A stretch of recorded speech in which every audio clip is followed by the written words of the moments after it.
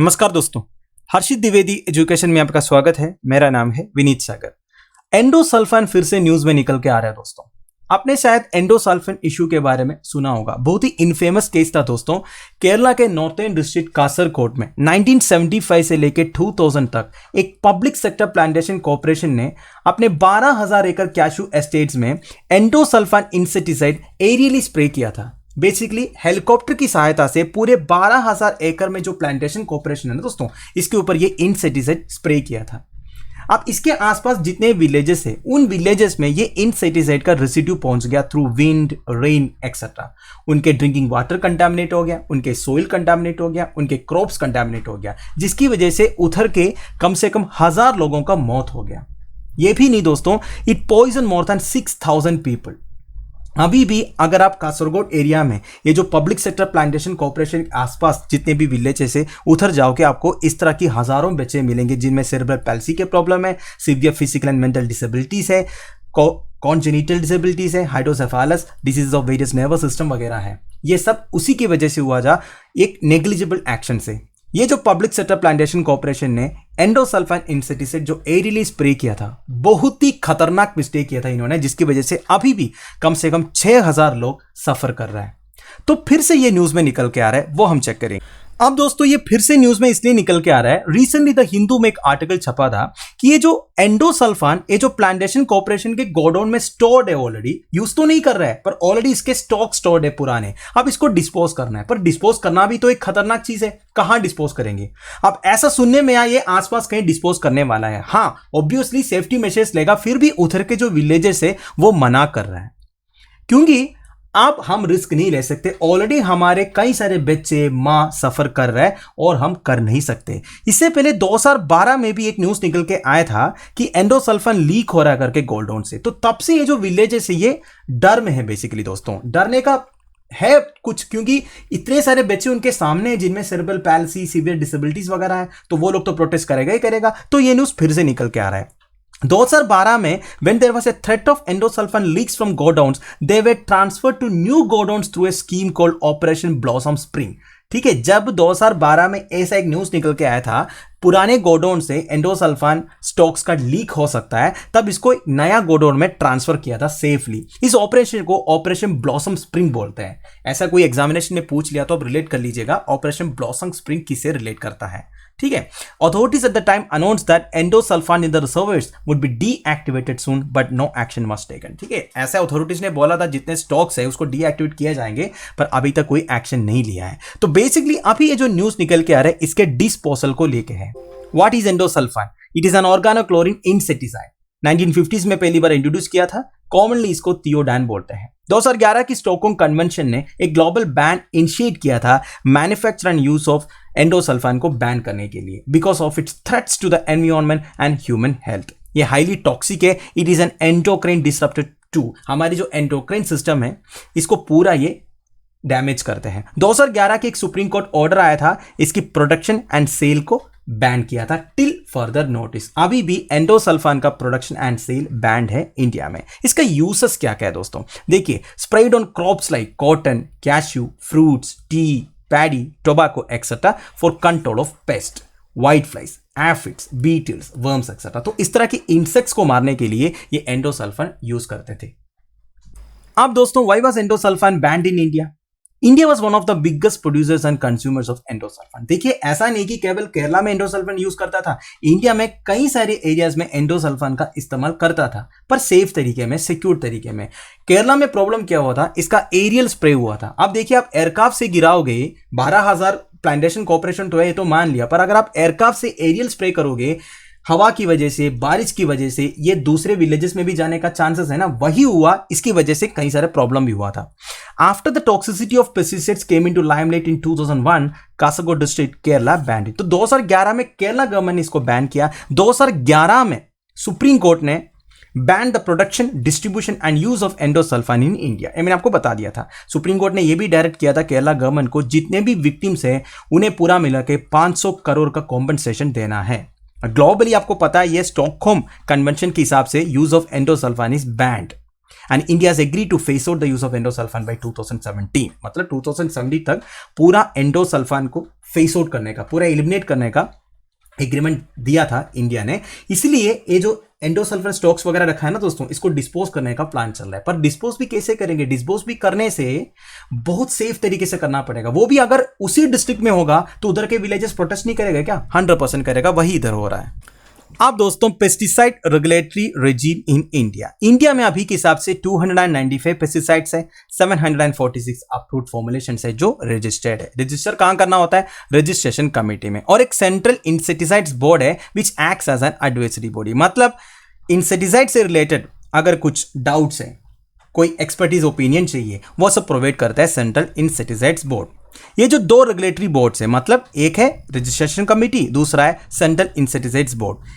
इनकी अथॉरिटी क्या है? दो एक्ट है दोस्तों, एक है इंसेक्टिसाइड्स एक्ट 1968, दूसरा है इंसेक्टिसाइड्स रूल्स 1971। इस रूल्स का ऑब्जेक्टिव क्या है? Basically regulation of the import, manufacture, sale, transport, distribution and use of insecticides. ठीक है, इंसेक्टिसाइड से रिलेटेड जितने import, manufacture, sale, transport, distribution etcetera etcetera वो सब वो रेगुलेट करते हैं।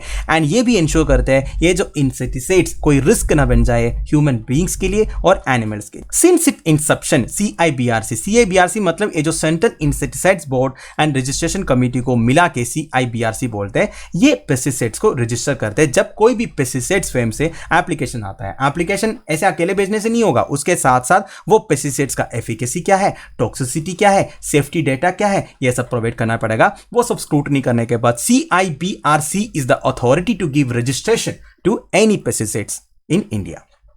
मिनिस्ट्री ऑफ एग्रीकल्चर के पास अथॉरिटी है पूरा रजिस्ट्रेशन कैंसिल करने का एंड अलाउ कंटिन्यूड यूज और in some cases even ban the pesticides upon the recommendation of registration committee. अगर रजिस्ट्रेशन कमेटी ने रिकमेंड किया तो मिनिस्ट्री ऑफ एग्रीकल्चर के पास ये अथॉरिटी है पूरी रजिस्ट्रेशन कैंसिल करने का। अगर रजिस्ट्रेशन कमेटी बोलता है और 10 साल दिया जाए इसकी यूज के लिए जो परमिशन है वो भी दे सकता है। तो बेसिकली मिनिस्ट्री ऑफ एग्रीकल्चर इधर एक अथॉरिटी बन के बैठा हुआ है।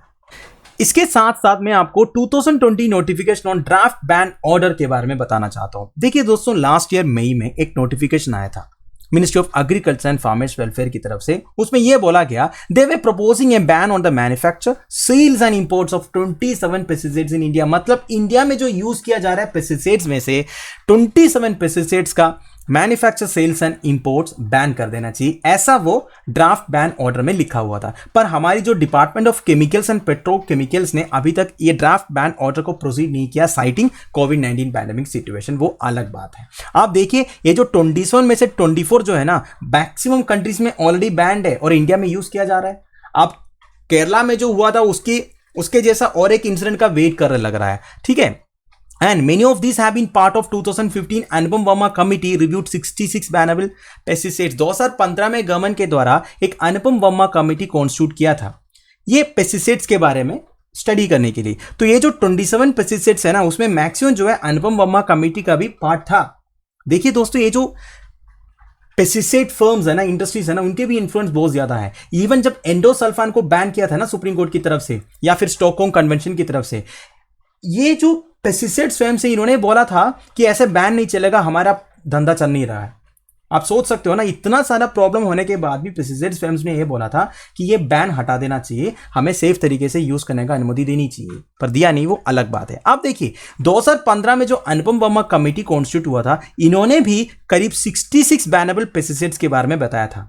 अब जाके ये जो ड्राफ्ट बैन ऑर्डर आया है, इसमें 27 पेस्टिसाइड्स को बैन करने की बात किया जा रहा है। अभी तक ये भी हुआ नहीं है। और ये जो 27 पेस्टिसाइड्स है ना, इसमें कई जो है वर्ल्ड हेल्थ ऑर्गेनाइजेशन के क्लास 1 पेस्टिसाइड्स है जो बिल्कुल यूज नहीं करना चाहिए, जो एक्सट्रीमली हजारस एंड हाईली हजारस कैटेगरी में आता है, जिसकी वजह से कैंसर हो सकता है और जितने बीज, फिश, अर्थवर्म से ये सब मर सकता है। तो इतनी खतरनाक पेस्टिसाइड्स अभी भी इंडिया में यूज कैसे किया जा रहा है, ये समझ में नहीं आ रहा है। और एक चीज मैं आपको बताना चाहता हूं दोस्तों, जब ये 27 पेस्टिसाइड्स बैन करने की बात आया तो गवर्नमेंट ने एक एक्सपर्ट कमेटी फॉर्म किया था under TP Rajendran to review proposal of banning 27 pesticides. मतलब ये 27 पेस्टिसाइड्स को एक्चुअली बैन करना है या नहीं करना है, इसको पूरा रिव्यू करने के लिए गवर्नमेंट ने एक एक्सपर्ट कमेटी फॉर्म किया है TP राजेंद्रन साहब के अंडर। ये TP राजेंद्रन नाम आप ध्यान दीजिएगा, this can be related to banning of 27 pesticides.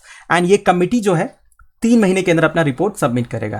And देखिए दोस्तों, पेस्टिसाइड मैन्युफैक्चरर्स से that banning will affect export market badly.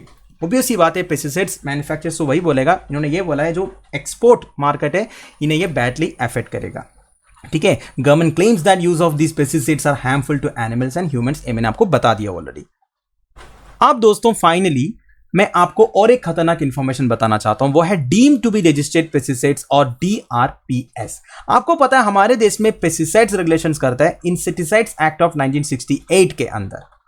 अब आप सोचिए 1968 से पहले जो पेस्टिसाइड्स यूज किया जाते थे या फिर इंसेक्टिसाइड्स यूज किया जाते थे उनका क्या है।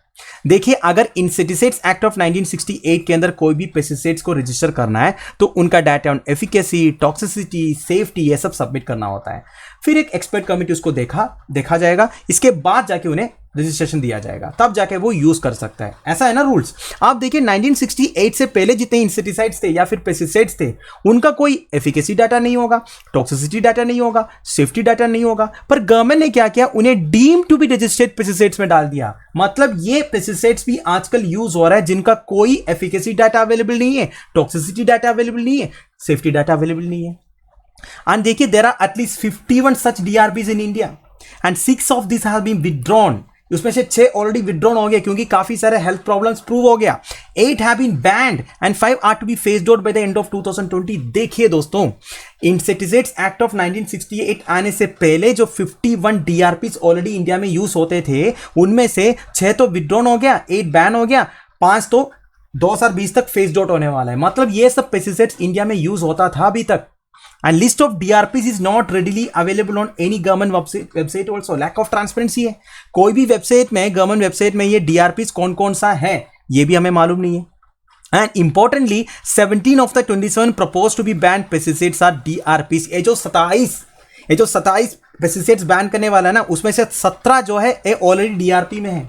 बहुत ही खतरनाक कंडीशन है दोस्तों, मानना पड़ेगा। And this biosafety of this DRPs was never assessed. इनकी जो बायोसेफ्टी कभी असेस हुआ था क्या DRPs का? नहीं, क्योंकि ये जब यूज कर रहा था तब कोई एक्ट नहीं था इंडिया में 1968 से पहले। And biosafety data submitted and review committee reports are sure in secrecy.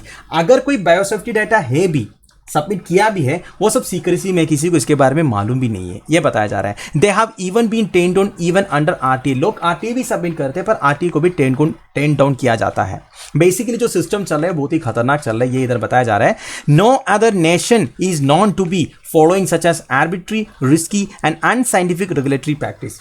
ऐसे कोई कंट्री में नहीं इस तरह की पेस्टिसाइड्स को लेके एक arbitrary, risky and unscientific regulatory practice चल रहा है, ये इधर बताया जा रहा है। And many of the DRPs, कोई भी कंट्री में जाइए आप, उनके रेगुलेशन आने से पहले जितने भी पेस्टिसाइड्स यूज होते थे, जैसे इंडिया में DRPs है, ये बैन किया हुआ है डिकेड्स एगो, मतलब काफ़ी सालों पहले बैन किया हुआ, पर इंडिया में अभी भी चल रहा है। और इंडिया में ये एंडोसल्फान जैसा इस तरह की खतरनाक इंसिडेंट्स होने के बावजूद इस तरह की चीज़ें चल रहा है, ये बहुत अनफॉर्चुनेट है। ठीक है, तो दोस्तों that's the end of it. I hope आपको समझ में आ गया होगा। आप लोगों की वैल्यूएबल सजेशंस एंड कमेंट्स आप मुझे प्लीज कमेंट बॉक्स में बता दीजिएगा। लेक्चर की PDF एज यूजुअल आपको टेलीग्राम चैनल में मिल जाएगा जिसका लिंक नीचे प्रोवाइडेड है। Thank you for watching, bye bye, have a nice day.